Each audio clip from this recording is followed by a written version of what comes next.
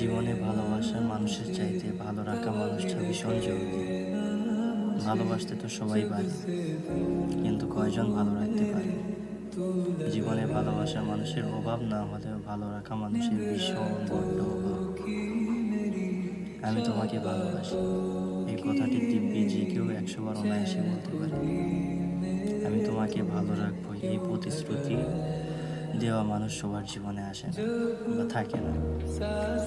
আর যার জীবনে একটি ভালো রাখার মানুষ থাকে, তার জীবনে আর অতিরিক্ত ভালোবাসা মানুষের দরকার পড়ে না। কারণ যে মানুষটি ভালো রাখতে জানে, সেই মানুষটি সত্যিকারে ভালোবাসতে হবে। ভালোবাসার মানুষটিকে যদি ভালো রাখতেই না পারে, তাহলে তুমি তাকে কেমন ভালোবাসো?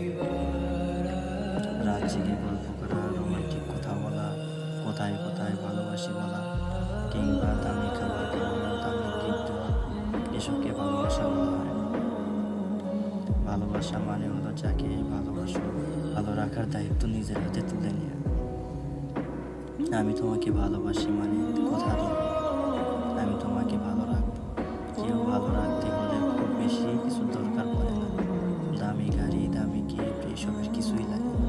মানুষটি যদি তোমার সাথে থাকতে স্বাচ্ছন্দ্য বোধ করে, তোমার সাথে নিজেকে হ্যাপি মনে করে, তোমার আন্তরিকতায় মুগ্ধ প্রকাশ করে, তোমার কেয়ার নিজেকে ধন্য মনে করে, তোমাকে বিশ্বাস করে নিশ্চিন্তে ঘুমাতে পারে, তুমি হীনা নিঃসঙ্গ বা শূন্য অনুভব করে, তার মানে এই মানুষটিকে তুমি ভালো রাখতে পারছো, মানুষটিকে তুমি পুরোপুরি ভালোবাসতে পেরেছো।